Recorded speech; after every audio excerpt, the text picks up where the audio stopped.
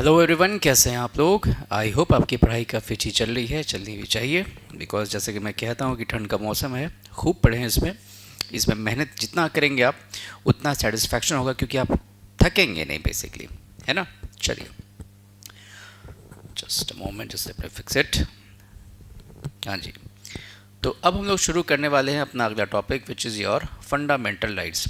देखिए, जैसे कि मैंने आपको बताया था, ये बहुत ही इंपॉर्टेंट चैप्टर है किसी भी एग्ज़ाम के लिए। This is one of the most important chapter अगर आप इंडियन पॉलिटी की बात करते हैं तो। ये क्योंकि जीएस फाउंडेशन है, यहाँ पे मैं फाउंडेशन आपका सब बहुत अच्छे तरीके से तैयार कर दूंगा। और जब आप यूपीएससी वाले जब कोर्सेज में आएंगे तो वहाँ पे आपको और भी ज़्यादा डिटेल में देखने को मिलेगा ये पूरा टॉपिक। तो ये शुरू करते हैं फंडामेंटल राइट्स, जिसे हम हिंदी में क्या कहते हैं, मौलिक अधिकार। देखिए, सबसे पहला पॉइंट कि फंडामेंटल राइट्स होते क्या हैं। फंडामेंटल राइट्स बेसिक राइट्स होते हैं। बेसिक राइट्स हैं। बेसिक मतलब क्या होता है, बिल्कुल मूलभूत। वैसे राइट्स जो कि यदि आपको ना दिए जाएं तो शायद आपका ओवरऑल डेवलपमेंट ना हो सके। तो इसलिए फंडामेंटल राइट्स वैसे राइट्स हो गए जो कि बिल्कुल ज़रूरी है, बेसिक राइट्स हैं। They are the basic rights for the overall development of an individual. ये स्टेटमेंट आपको बोलना है। कौन से पार्ट में आता है ये, कॉन्स्टिट्यूशन के पार्ट 3 में आता है। मैंने बताया था बहुत सारे पार्ट्स में बांटा गया है ना, हमारे कॉन्स्टिट्यूशन को। और फिर आपको यहाँ देखना है कौन से आर्टिकल्स में आते हैं ये। आर्टिकल 12 से 35, 12 to 35 आर्टिकल जो हैं वो डील करते हैं फंडामेंटल राइट्स से। अब यहाँ से आपको थोड़ा समझने की, थोड़ी अंडरस्टैंडिंग बिठाने की आपको ज़रूरत है। देखिए, जो पहला पॉइंट है विच इज़ क्वालिफाइड, आराम से देखिए, मैं समझाता हूँ। फंडामेंटल राइट्स आर क्वालिफाइड, ऐसा कहा जाता है। Fundamental rights are qualified. अब आप पूछोगे सर क्वालिफाइड वर्ड का मतलब। क्वालिफाइड किसी भी चीज़ को यदि आप कहते हैं, इसका मतलब होता है कि उस पर कुछ रेस्ट्रिक्शंस हैं। हिंदी में देखिए यहाँ पे लिखा गया है प्रतिबंधों के साथ। प्रतिबंध मतलब क्या होता है, restriction. There are certain restrictions जो कि किसी चीज़ पे डाले जाएं। मतलब आप कह सकते हो कि वो जो चीज़ है जिसकी भी आप बात कर रहे हैं, that is qualified in nature. लेकिन यदि मैं कहूँ यदि मैं आपसे ये बोल दूँ absolute, if something is absolute मतलब कोई उसका इफ बट नहीं है, एज इट इज़ वो लागू हो जाएगा। पॉलिटिकल टर्म्स में एब्सोल्यूट का मतलब होता है कि एज इट इज़ वो उसी रूप में इम्प्लीमेंट हो जाएगा। लेकिन यदि मैं कहता हूँ क्वालिफाइड, क्वालिफाइड शब्द का मतलब ही हो गया कि कुछ ना कुछ रेस्ट्रिक्शंस, कुछ ना कुछ लिमिटेशंस ज़रूर होगा। तो मैंने आपको क्या दिया statement, fundamental rights are qualified, मतलब कुछ ना कुछ रेस्ट्रिक्शंस होगा। लेकिन एक ऐसा आर्टिकल है जिस पे कोई इफ बट नहीं है, वो एज इट इज़ लागू होता है, which is your article number 17 which deals with untouchability. मैं समझा देता हूँ यहीं पे आपको। आर्टिकल 17 हम लोग जो पढ़ेंगे उसमें ये लिखा गया है दैट अनटचेबिलिटी नहीं करना है ना, छुआछूत जो है वो प्रैक्टिस नहीं करना है। तो छुआछूत जो प्रैक्टिस नहीं करना है ये लिखा गया आर्टिकल 17 में। अब इसमें ऐसा कंडीशन नहीं है कि हाँ इस कंडीशन में कर सकते हो, इस नहीं, अनटचेबिलिटी नहीं करना है मतलब नहीं करना है। And that is the only reason why we say that कि आर्टिकल 17 यानी अनटचेबिलिटी का जो प्रोहिबिशन से रिलेटेड आर्टिकल है, that is absolute in nature, it is not qualified.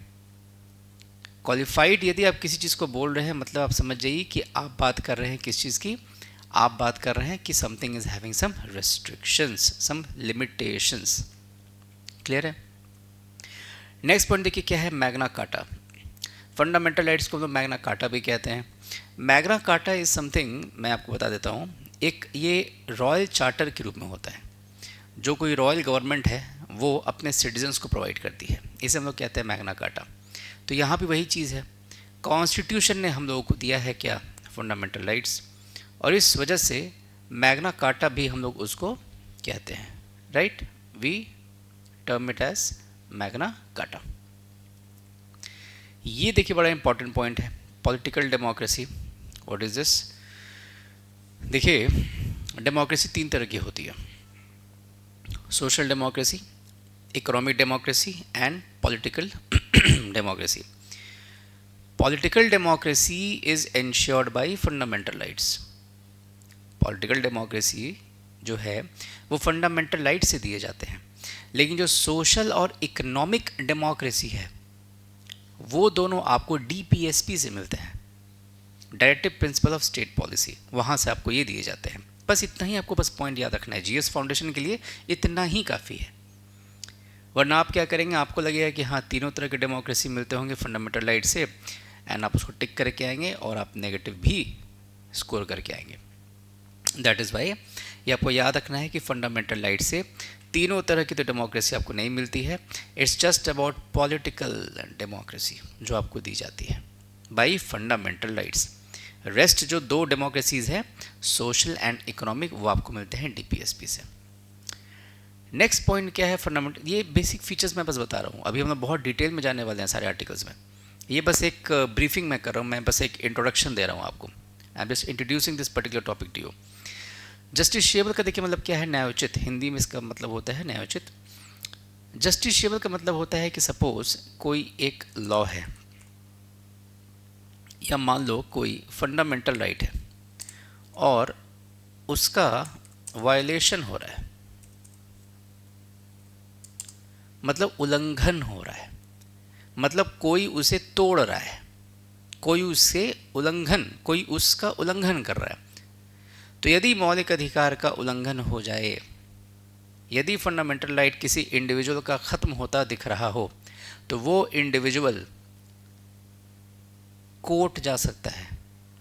वो सुप्रीम कोर्ट भी जा सकता है या वो हाई कोर्ट भी जा सकता है। सुप्रीम कोर्ट जाने के लिए उसको यूज़ करना पड़ेगा article number 32 of the Indian constitution, और हाई कोर्ट यदि आपको जाना है तो उसके लिए आपको अलाउ करता है आर्टिकल नंबर 226। ये सब बहुत डिटेल में हम लोग सब देखेंगे, अभी मैं बस आपको बस ब्रीफ दे रहा हूँ कि यदि फंडामेंटल राइट का वॉयलेशन हो जाए तो आप सुप्रीम कोर्ट अप्रोच कर सकते हैं under article number 32, and high court आप अप्रोच कर सकते हैं under article number 226। This feature, this nature of fundamental rights, जहाँ पे कि फंडामेंटल राइट्स के वॉल्यूशन पे आप कहाँ पहुँच जा रहे हो, आप सुप्रीम कोर्ट पहुँच जा रहे हो या आप हाई कोर्ट पहुँच जा रहे हो, इस नेचर को, इस प्रोसेस को हम लोग कहते हैं justiciability. Fundamental rights are justiciable in nature, मतलब वॉल्यूशन पे आप पहुँच सकते हैं कहाँ, कोर्ट पहुँच सकते हैं। यही होता है मतलब जस्टिशिएबल का, ठीक है। तो आई थिंक अब आपको कोई डाउट नहीं होगा इन सारे पॉइंट्स में। इस वीडियो को एक बार और देखिए, क्योंकि फंडामेंटल राइट्स है, जितना एंजॉय करके पढ़ेंगे उतना मज़ा आएगा। अगला देखिए पॉइंट क्या है, defended and guaranteed.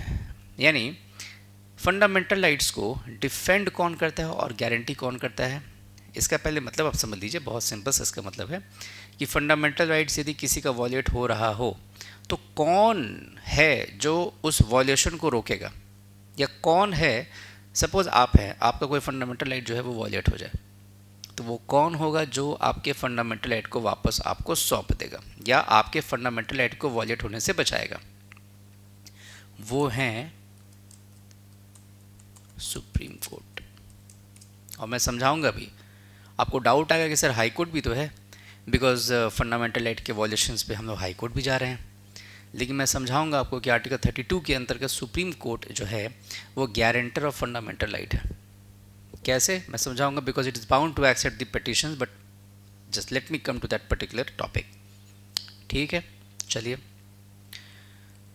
Can be amended basic structure, आराम से समझिए, मैं समझाता हूँ इसको, तोड़ तोड़ के मैं समझाता हूँ। देखिए फंडामेंटल राइट्स को हम लोग बेसिकली जो देखते हैं, तो ऐसा तो नहीं है कि वो एज इट इज़ लिखा गया हुआ जैसा 1950 में वैसा ही होगा, उसमें कुछ कुछ चेंजेस आए हैं समय के साथ। चेंजेस लाना इज़ वेरी इंपॉर्टेंट, बिकॉज यदि आप चेंज नहीं लाते हैं अपने आप में तो आप क्या होते हैं, आप आउटडेटेड हो जाते हैं, है ना। ड्रेसिंग में हमारे चेंजेस आता है, हमारे पढ़ने के स्टाइल में चेंजेस आता है, according to the syllabus, according to the requirement of the examination. तो चेंज इज़ वेरी इंपॉर्टेंट। यदि आप बहुत रिजिड हो जाते हैं, ये नहीं, you are not going to change yourself, तो उसमें आपका नुकसान ही होगा।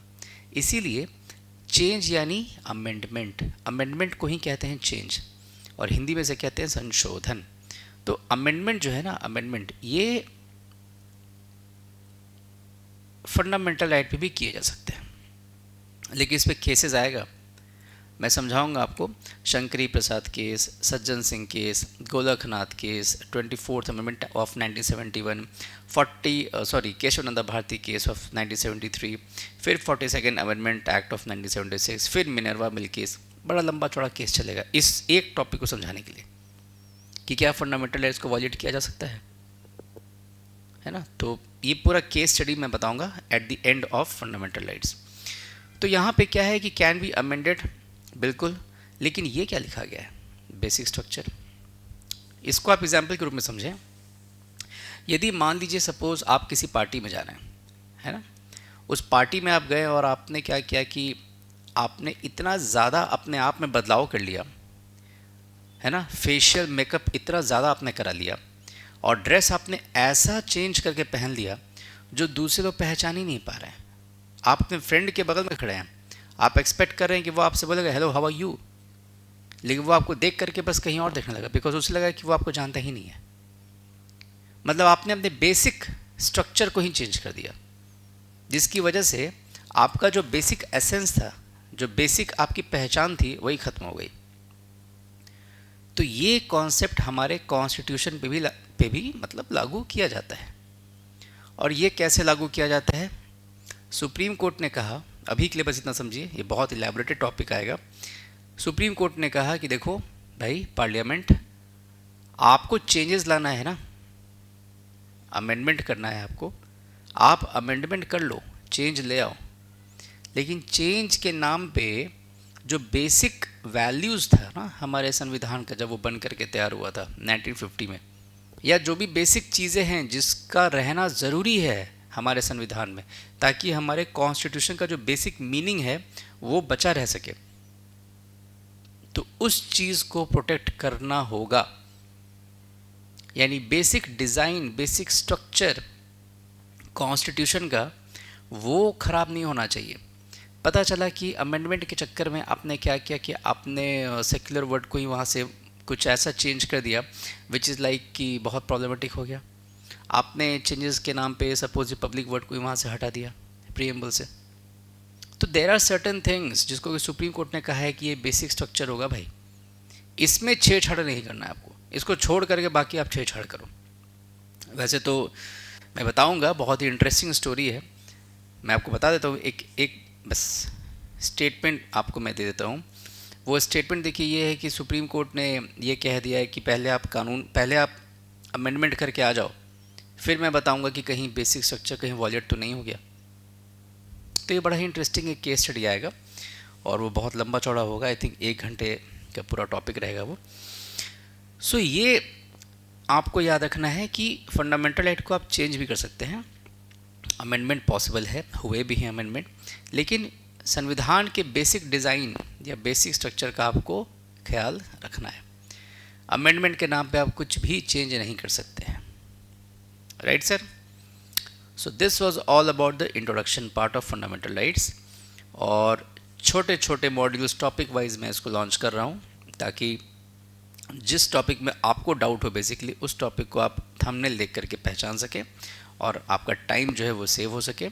बट मैं चाहूँगा कि एक बार आप कंप्लीट लेक्चर को देखी जाएं, बहुत फ़ायदा होगा, क्योंकि ये फॉर्मेट मैंने जानबूझ करके रखा है कि आपको स्क्रीनशॉट लेने में ज़्यादा परेशानी ना हो, ठीक है। चलिए, all the best, I will see you in the next topic which will be article number 12 of the Indian constitution of fundamental rights. Thank you, have a good day.